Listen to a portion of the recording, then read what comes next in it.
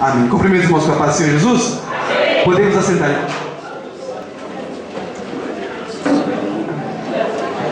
Graças a Deus. Irmão, estou muito feliz nesta noite por mais uma oportunidade que Deus nos concedeu de estarmos na sua casa para lhe adorar e para lhe bendizer, né? Hoje pela manhã estive ministrando ali na abertura da festividade ali da minha mãe, no Parque do Lago, e foi uma bênção, viu, irmãos? Deus falou tremendamente naquele lugar ali, e uma parte da mensagem que Deus falou comigo e me chamou a atenção foi quando eu estava pregando ali sobre a Shekinah de Deus, a presença de Deus. E uma coisa que me chamou a atenção, irmãos, era o culto que o sacerdote me oferecia, que o sumo sacerdote oferecia para Deus no Antigo Testamento, lá em Números, quando você vai procurar um pouco e entender a história. A história nos diz que o sumo sacerdote, que havia 3 compartimentos no tabernáculo do Senhor, né? Era o átrio, o lugar santo e o santo dos santos. O lugar santíssimo também. Quando o sumo sacerdote ele ia oferecer um sacrifício a Deus, a história nos conta que quando ele entrava no primeiro compartimento, que era o átrio sagrado, ele naquele lugar ele começava a queimar o incenso ao Senhor. Mas antes de entrar havia uma preparação, antes de ele entrar na presença de Deus, antes de ele entrar, ficar diante da Shekinah de Deus. Antes de ele entrar, ele colocava uma roupa branca, uma roupa sem nenhuma mancha, e sobre aquela roupa ele pendurava vários sinos, vários pequenos sinos de cima até embaixo. No seu peito ficava o éfode, que também era o símbolo do sumo sacerdócio. Quando ele entrava ali, ele colocava uma corda, os irmãos sabem bem, na sua cintura, né, para que se estivesse pecado, morria ali na hora mesmo.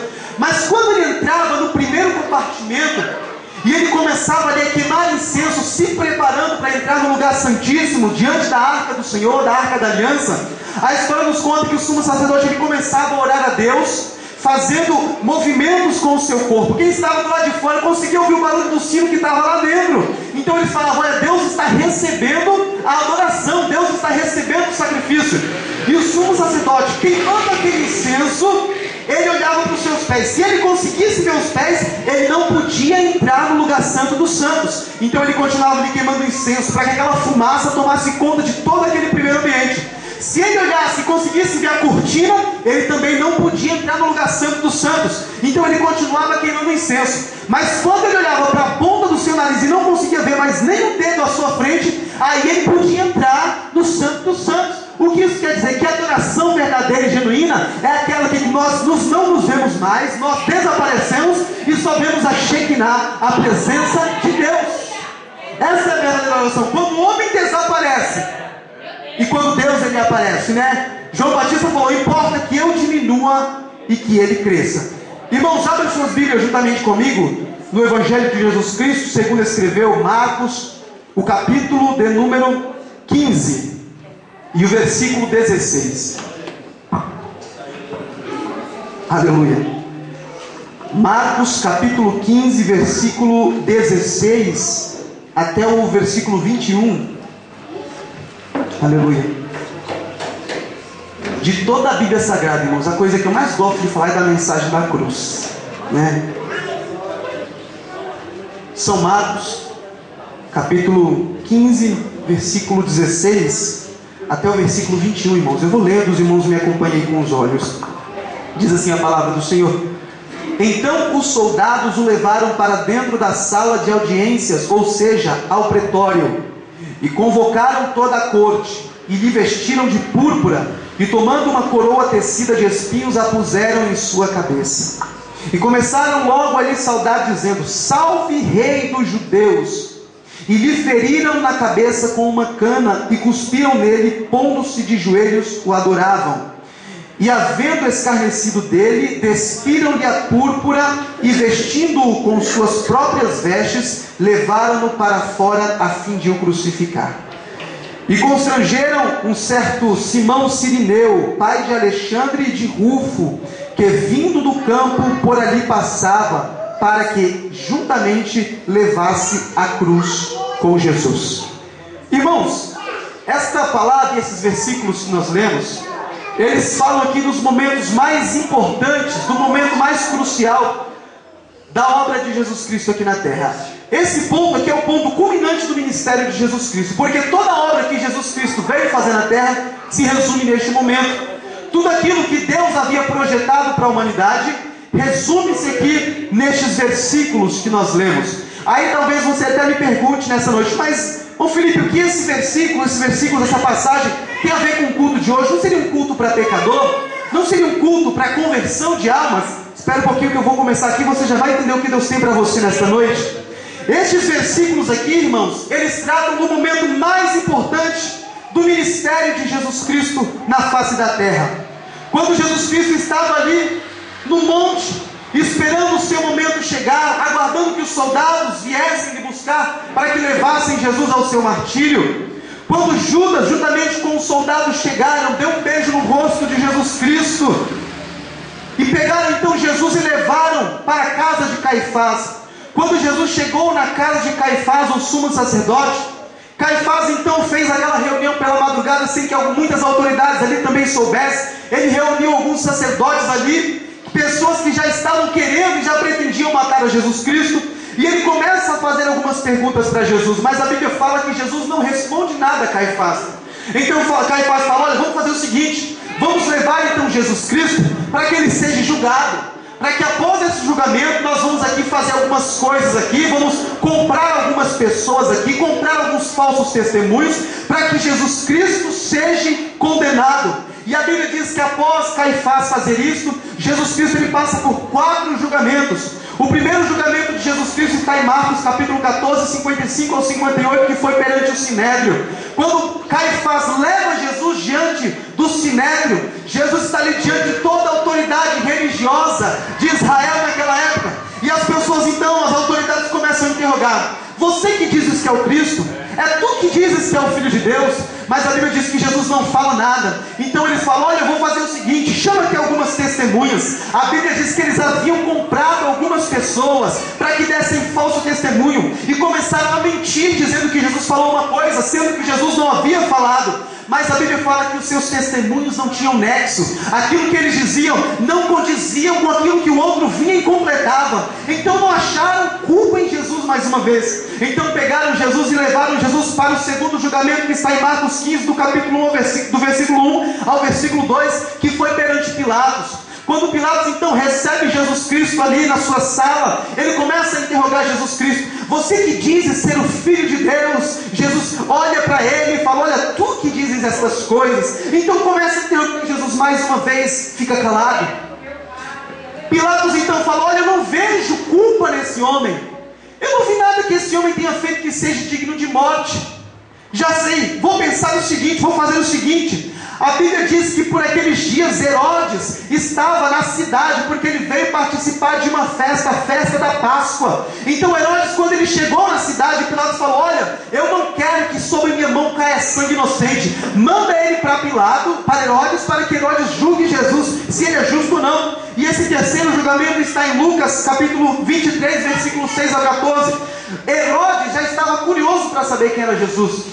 Ele não conhecia Jesus Cristo ainda, mas ele já tinha ouvido falar que Jesus curava, que Jesus libertava, que Jesus falava palavras bonitas, que Jesus tinha uma palavra boa. Ele já ouviu falar da fama de Jesus Cristo. Então ele falou: olha, levem esse homem, traga esse homem para cá, porque eu quero conhecer. Então quando Jesus Cristo se aproxima diante de Herodes, Herodes já está ali todo ansioso para conhecer Jesus Cristo. Mas quando ele vê Jesus chegando diante dele, a Bíblia fala que Herodes fica decepcionado com o que ele vê.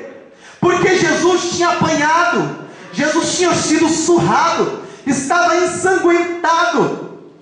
E Herodes esperava um homem que fosse um libertador, que fosse um homem forte, que fosse um homem de uma aparência bonita. Herodes esperava uma outra coisa, mas quando ele vê em sua frente aquele homem todo ensanguentado, todo machucado, Herodes fala: olha, vocês trazem para mim este homem para ser julgado? Herodes então chega perto de Jesus, encosta o rosto no rosto de Jesus e fala: olha, você diz ser filho de Deus? É você que diz que destrói o templo e em 3 dias você novamente o reconstrói? Jesus Cristo fica quieto. Herodes se vira para aqueles que o trouxeram e fala: vocês estão ficando loucos, me fazendo perder tempo com este homem que é nércio, que é louco, tirem ele daqui. Então Jesus Cristo novamente volta para Pilatos. E o quarto julgamento de Jesus, que é o julgamento decisivo, está em Mateus 27, versículo 22 ao 25. Pilatos recebe Jesus novamente, já fica preocupado, porque ele não achava nada que ele poderia condenar a Jesus Cristo. Então ele lembra-se que a festa da Páscoa havia um antigo costume, que as pessoas podiam libertar o preso por troca de outro preso. Então ele manda chamar a Barrabás, que já estava sendo condenado, e ele fala: olha, vocês vocês escolhem a Jesus Cristo ou a Barrabás? E a Bíblia diz que a multidão gritava: libertem Barrabás e crucifiquem a Jesus Cristo. Então a Bíblia diz que Pilatos fala: olha, vocês estão condenando um homem inocente. E a Bíblia diz que toda a multidão, parte da multidão começou a gritar: que o sangue dele caia sobre nossa cabeça, mas liberte Barrabás e crucifiquem a Jesus.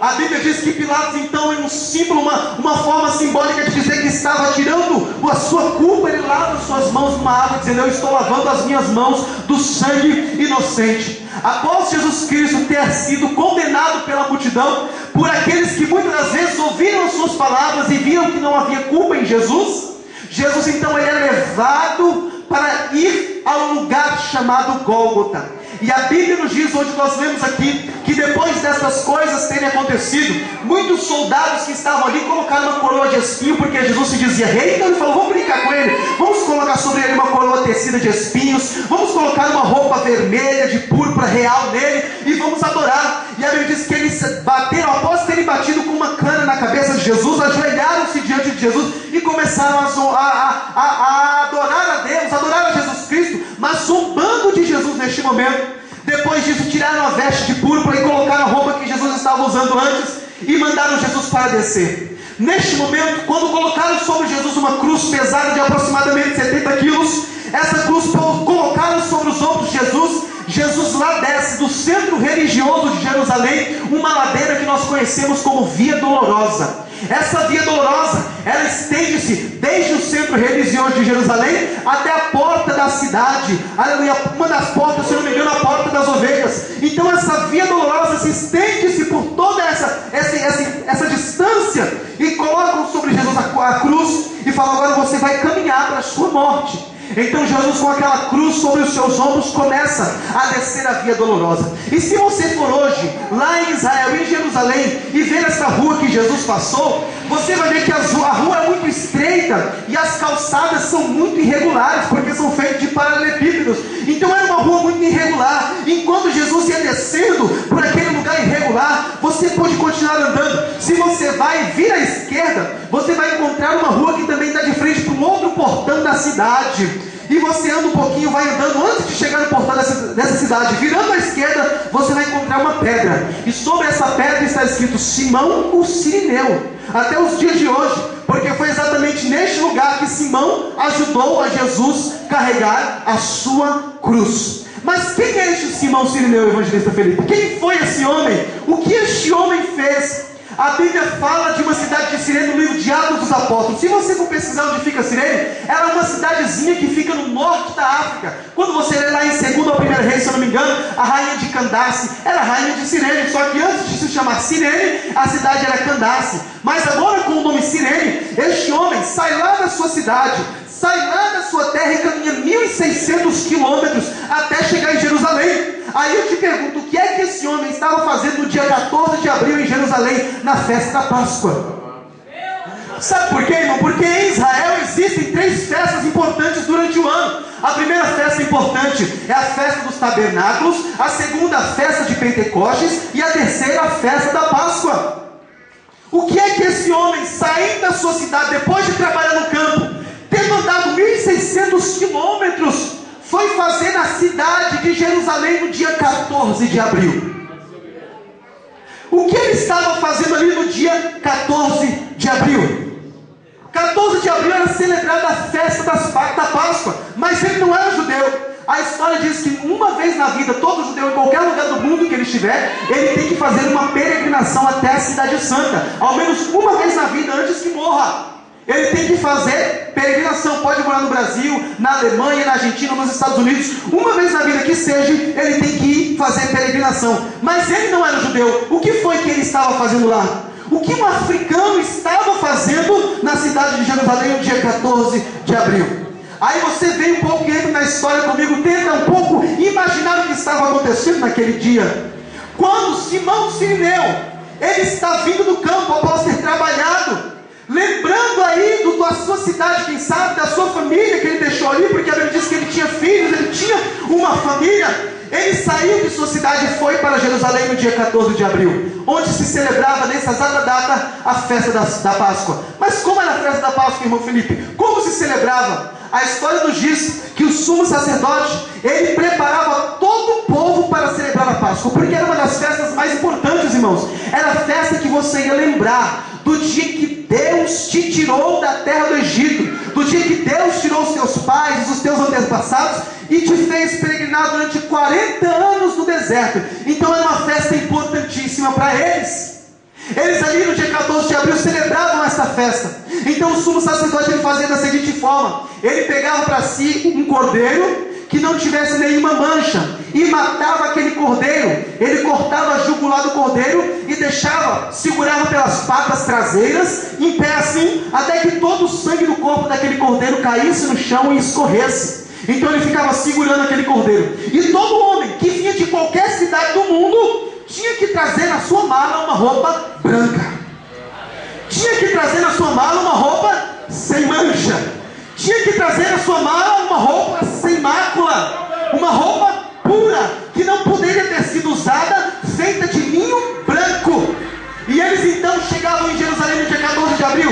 Vinha judeus de toda parte do mundo, caminhando a pé, peregrinando para essa festa tão importante. Quando eles chegavam ali para entrar no templo sagrado, onde estava sendo celebrada a festa da Páscoa, haviam dois porteiros, dois homens fortes, que ficavam na entrada da cidade ali, vendo. Todo homem que entrava tinha que estar com a veste branca. Aí chegava o primeiro para passar na festa. Se ele tivesse com uma manchinha que fosse naquela roupa branca, o porteiro falava: vai e volta no ano que vem, porque aqui você não entra com mancha. Irmão, não se pode entrar na presença de Deus com mancha. Para se entrar na presença de Deus, tem que estar puro, tem que estar com as vestes brancas. Quando a Bíblia fala de vestes, a Bíblia fala de obras. As nossas obras têm que ser lavadas no sangue do Cordeiro, que é Jesus Cristo.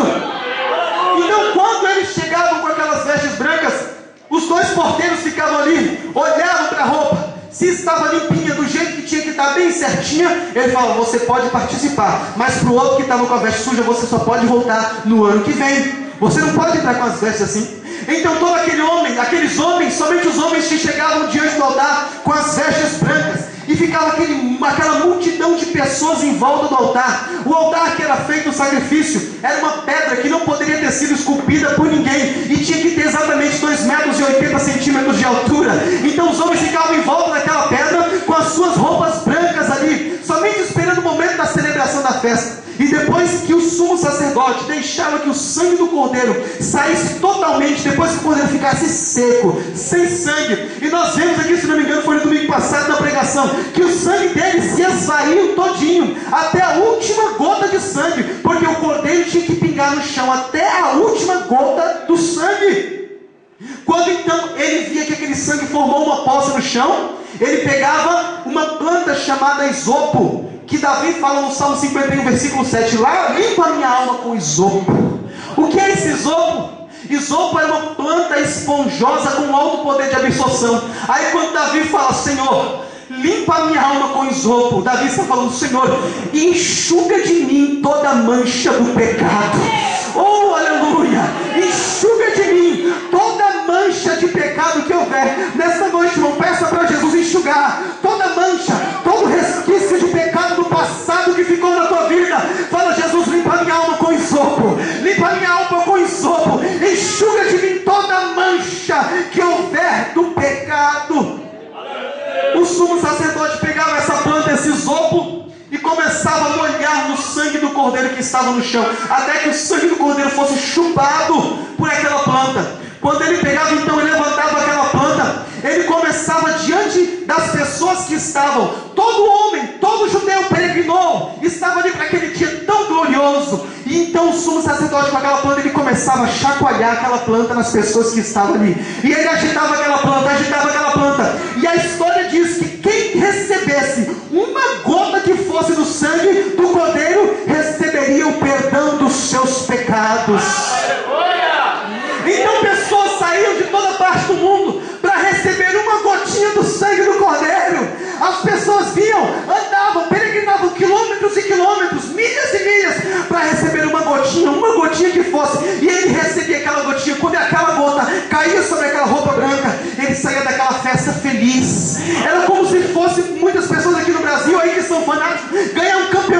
futebol. Ele voltava, olha, eu fui e ganhei uma gotinha do sangue do Cordeiro. Aí quando ele chegava, saía do templo, ele tirava aquela roupa, colocava na mala e peregrinava não sei quantos mil quilômetros novamente para sua casa. Quando chegava em casa, a mulher, os filhos, todo mundo, os vizinhos iam para ver a gota do sangue do Cordeiro pingada na roupa branca. Louvado seja o nome de Jesus. Ele então pegava aquela veste branca, imagino eu, pendurava na parede, e aquilo para o judeu era um troféu. Ele envelhecia, aí vinha o filho, vinha o neto, vinha o bisneto, o tataraneto, e todos tinham que contar a história daquela roupa branca que recebeu a gota do sangue do Cordeiro, porque ele recebeu o perdão dos seus pecados. Então era um troféu para eles. Ele saiu, mas tinha muitos que ali não recebia nem uma gota. Caminhava muitos quilômetros e falava, vou ter que vir no ano que vem de novo. Eu vou tentar chegar mais cedo, né? Eu vou tentar chegar um pouco mais cedo para não perder a gota do sangue do Cordeiro. Eu vou tentar chegar um pouco mais cedo. E isso era celebrado no dia 14 de abril. Mas para um africano, ele não podia entrar lá, porque era só para judeu a festa. Para receber a gotinha do sangue de Cordeiro, era somente quem era judeu.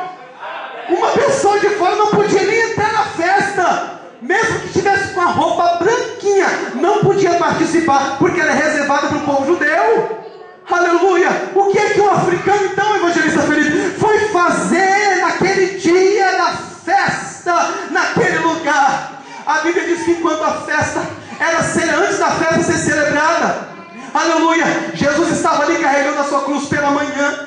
Então desce Jesus pela via dolorosa, as pessoas cuspindo em Jesus, xingando Jesus, falando tantas coisas com Jesus, e Jesus carregando aquela cruz pesada em seus ombros. Quando Jesus já não mais se aguentando, ele vira então essa esquina à esquerda, e quando ele vinha à esquerda, quem é que entra na cidade? Lá vem Simão Cirineu, africano, aleluia, lá vem Simão entrando pelas portas da cidade. Então Simão, ele se depara com aquela visão. Ele nunca tinha visto uma coisa dessa na cidade dele, ele nunca tinha visto uma coisa dessa em Cirene. Que negócio é esse? Um homem todo ensanguentado carregando uma cruz. O que está acontecendo aqui? Então Simão, ele fala, eu vou tentar passar pelo meio da multidão para ver o que está acontecendo, mas eu já vou embora para minha casa. Então Simão, eu imagino que ele tenta entrar no meio da multidão. Quando ele vai passando no meio da multidão, Jesus cai no chão. No exato momento que Jesus cai no chão, o soldado romano fala, você, rapaz, ajuda ele a carregar a cruz. Ele fala, hã? É você? Ajuda ele a carregar a cruz. Quando Simão Cirineu olha para Jesus, a Bíblia diz que no mesmo momento Jesus olha para Simão Cirineu. Aleluia. Ele olhou para Jesus. Aí eu te falo o segredo desta noite. O que constrangeu Simão Cirineu a levar a cruz não foi o soldado romano gritando, mas foi o olhar de Jesus. Foi o olhar de Jesus que constrangeu Simão Cirineu. Aleluia. É por isso que você não desiste, é por isso que você não para, porque Jesus está olhando para você. É por isso que você não larga a caminhada pela metade, porque Jesus está olhando para você. É por isso que mesmo com luta na sua casa, no seu trabalho, na faculdade, no colégio, aleluia, as pessoas falam, para de caminhar, para de lutar, porque não está adiantando mais. Aí Jesus lá do céu fala, eu estou olhando para você, minha filha, eu estou olhando para você, meu filho. E Jesus fazendo isso, você se sente constrangido e fala, eu não posso deixar a caminhada, eu não posso parar por aqui, eu tenho que continuar, aleluia, aleluia. Eu não posso parar por aqui. Então Simão, quando olha para Jesus e vê Jesus olhando para ele, Simão então se abaixa para ajudar a Jesus Cristo. E muitos judeus de toda parte do mundo que vinham para celebrar a festa estavam ali com as suas roupas brancas, falavam, não vou nem chegar perto aí, porque até a terra pode sujar, eu vou perder a festa. Aí aquele africano, que não fazia parte da linhagem, pessoas vinham de toda parte do mundo para receber uma gotinha do sangue de Cordeiro. Quando Jesus Cristo, todo ensanguentado, coloca os braços sobre os ombros de Simão Cirineu, o sangue do Cordeiro Pascual, descido do céu, banha o corpo todinho de Simão Cirineu. Ele não era judeu, não veio para receber a gotinha, mas ele recebeu um banho do sangue de Jesus Cristo de Nazaré. Oh, aleluia, o sangue do Cordeiro que jorra aqui nesta noite, o sangue de Jesus Cristo que te cobre, que te guarda e que te livra. Aleluia. Certo pastor, uma vez, ele estava indo pregar em um congresso. Enquanto ele estava a caminho, dirigindo o seu carro, indo em direção àquele congresso em que ele ia Ele para em um semáforo ali com o pensamento em Deus, pensando na mensagem, repassando a mensagem na sua cabeça para ver se estava esquecendo de nada. Que é assim que quem prega faz, né? Quando está indo para um lugar que vai pregar, você fica passando a mensagem na cabeça, você vai lembrando, não posso esquecer de falar aquilo, né? Deus colocou isso, eu tenho que falar isso nessa hora. E ele liga a mente do céu. Quando ele estava dentro do carro, a história conta que 3 assaltantes chegou e falou: olha, pastor, desce do carro você aí, porque isso aqui é um assalto. Desce do carro porque isso aqui é um assalto, a gente vai te sequestrar. Desce e passa para o banco de trás. O pastor rapidamente saiu do carro, desceu, foi para o banco de trás. Os assaltantes tomaram então o volante, 2 foram atrás com o pastor e um foi na frente dirigindo o carro. Levaram o pastor para o meio de um matagal. Quando chegou ali, falou: dá o telefone da sua esposa, dá o telefone do seu irmão, da sua mãe, dá o telefone de quem for da sua família, porque nós vamos ligar e vamos pedir resgate, porque isso aqui é um sequestro. O pastor falou: rapaz, eu estou indo para a igreja, eu estou indo ministrar a palavra, eu sou pastor, sou evangélico, eu estou indo agora ministrar a palavra de um congresso. Ele falou: não quero saber, a vida é sua, perdeu, já era, aqui você é nosso refém, passa o telefone que nós vamos ligar, vamos pedir resgate por você. O pastor então falou: tudo bem, está aqui o telefone da minha mulher. Então um assaltante pegou o telefone e foi lá para ligar para a mulher do pastor. Enquanto isso, 2 assaltantes ficaram lá com o pastor. E os 2 assaltantes conversando com o pastor, e o rapaz lá ligando, falando: olha, você manda tal valor então para tal lugar, vem trazer em tal lugar sem a polícia, porque se você não fizer isso, você vai começar a receber parte do seu marido pelo envelope. Você vai comer, vou mandar dedo dele, vou mandar a orelha dele, você vai recebendo ele por partes, até você ficar sabendo que ele está morto. Você vai ter que enterrar ele por partes. E aquela mulher entrou meio que em desespero, e o pastor está lá sentado com os assaltantes. E crente é assim, irmão, pode estar na cova, pode estar na prisão, pode estar em qualquer lugar, mas ele está pregando a palavra de Deus. O pastor então começa a falar de Jesus Cristo para aqueles 2 assaltantes. E os assaltantes falam: rapaz, você fica quieto, ninguém quer saber desse negócio não. Mas tinha um assaltante que estava querendo ouvir o que o pastor falava. E o pastor falava uma coisa, um ficou nervoso, levantou, e o outro ficou lá: pastor, é verdade esse negócio? Você me fala mais desse Jesus aí, pastor. Me fala mais do que foi que ele fez. E o pastor começa a pregar, e vai pregando. Aí daqui a pouco o assaltante se levanta e fala: rapaz, sai de perto dele e vai fazer a tua cabeça. Esse povo crente gosta de mexer com a cabeça dos outros, sai de perto dele. Aí ele falou: tá bom, eu vou sair de perto. Mas ele ficou longe olhando para o pastor. E estava o pastor só olhando em espírito: Jesus, me cobre com teu sangue. Jesus, me cobre com teu sangue. Jesus, me cobre com teu sangue. Jesus, me cobre com teu sangue. E o assaltante lá, o que queria ouvir a palavra, estava de longe, mas estava olhando para o pastor. Ele ficava vendo que o jeito que o pastor sentava, o jeito que o pastor ficava calmo, olhando com os olhos fechados, olhando para o céu e falando bem baixinho: Jesus, me cobre com teu sangue. Jesus, me cobre com teu sangue. De repente, aquele mesmo assaltante que estava de longe olhando, ele começou a levantar a mão devagar, apontando para o pastor, tremendo, falando: olha para ele, olha para ele, olha para ele. Os outros assaltantes falaram: o que é que está acontecendo, rapaz? Eu não estou vendo nada. Olha lá, ele está coberto de sangue. Tem sangue sobre o corpo dele. Tem sangue sobre o corpo dele. Tem sangue sobre o corpo dele. Aleluia. Aí o rapaz falou assim: olha, rapaz, é melhor deixar esse homem embora, porque a minha mãe também é crente, e esse povo é meio doido, manda ele embora, devolve o carro dele. O pastor pegou o carro, foi para o congresso, pregou a palavra, e 26 pessoas se converteram ao evangelho. Sabe o que é isso, irmão? É o sangue de Jesus Cristo.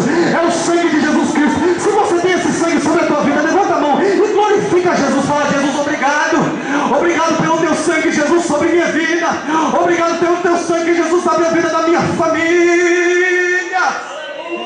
Oh, aleluias. Oh, aleluias. Obrigado pelo teu sangue, Jesus Cristo, sobre a vida da minha família. Obrigado pelo teu sangue, Jesus Cristo. É o sangue de Jesus que te protege, irmão. É o sangue de Jesus Cristo que te protege. Sabe por que você está de pé até hoje? Porque o sangue de Jesus Cristo está te protegendo. Sabe por que às vezes você volta do trabalho de madrugada, ou às vezes à noite, muito tarde, e o ladrão não toca, o homem sanguinário não toca? É porque sobre você tem sangue, tem sangue, tem sangue. Aleluia.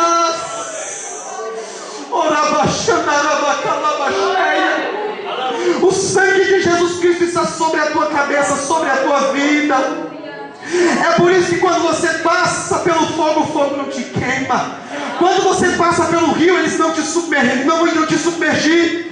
Você não morre afogado, porque o sangue de Jesus Cristo está sobre a tua vida. O sangue de Jesus está sobre a tua vida.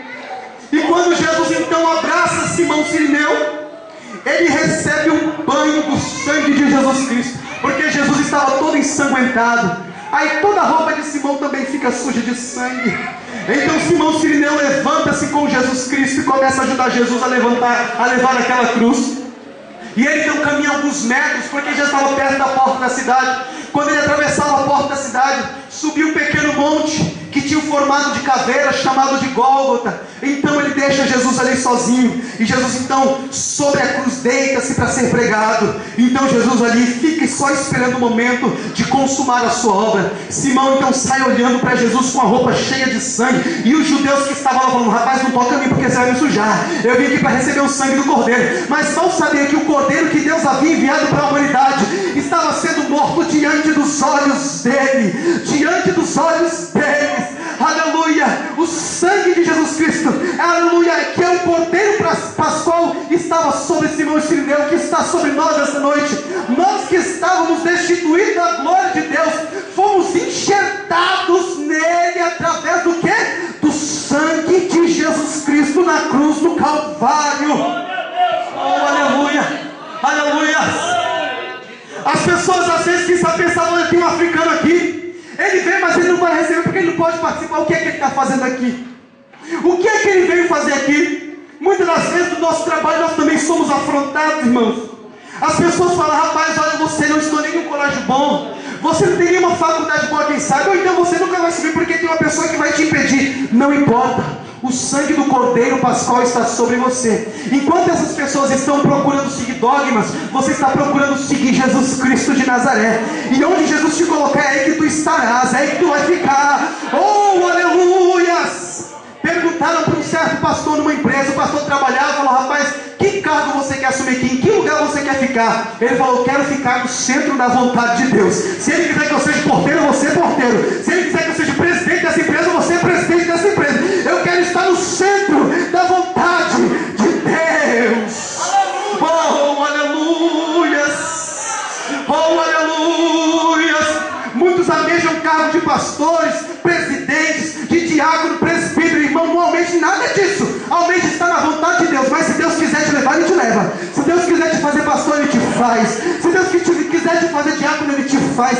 Quem está no centro da vontade de Deus?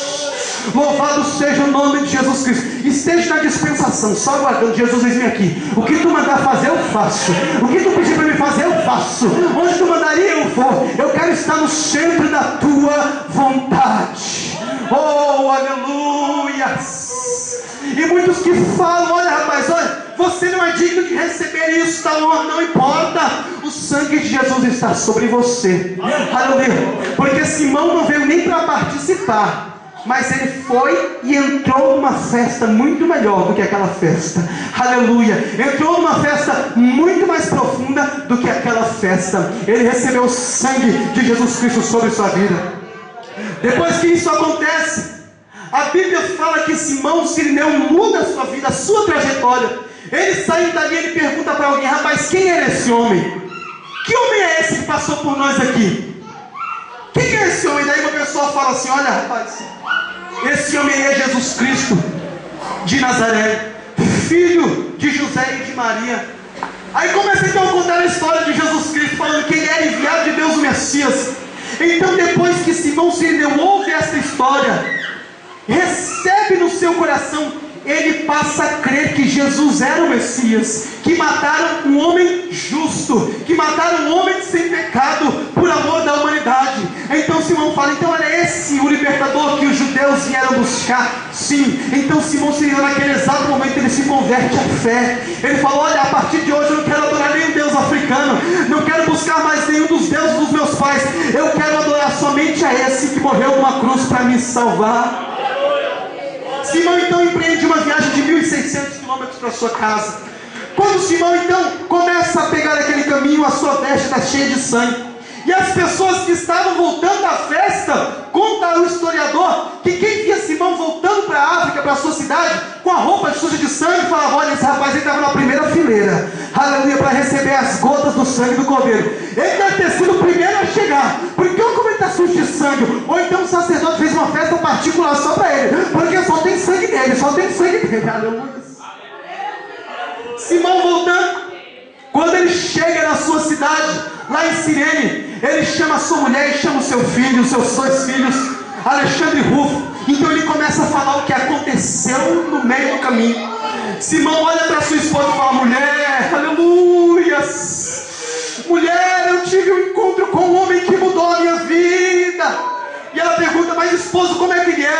que ele fez? Não, ele não fez nada, ele só olhou para mim.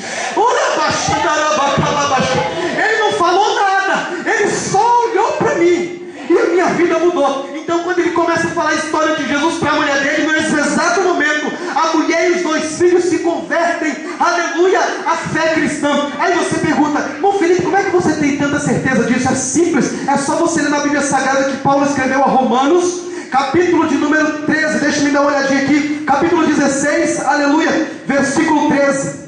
Romanos capítulo 16, versículo 13, você vai encontrar aqui a revelação. Olha Paulo, quando escreveu uma carta, aleluia, para os irmãos da igreja de Roma, em uma pequena cidade ali, chamada Cencreia, porque havia um grande movimento missionário, porque chegou naquela cidade um grande missionário que começou a pregar. Então na cidade de Cencreia houve várias conversões. Então Paulo escreve a carta para esse missionário: saudai, aleluia, a Rufo, eleito no Senhor, e a minha e a sua mãe e minha irmã. Louvado seja o nome do Senhor. Saudai a Rufo. Quem era Rufo? Rufo, irmão de Alexandre, filho de Simão, o Cirineu.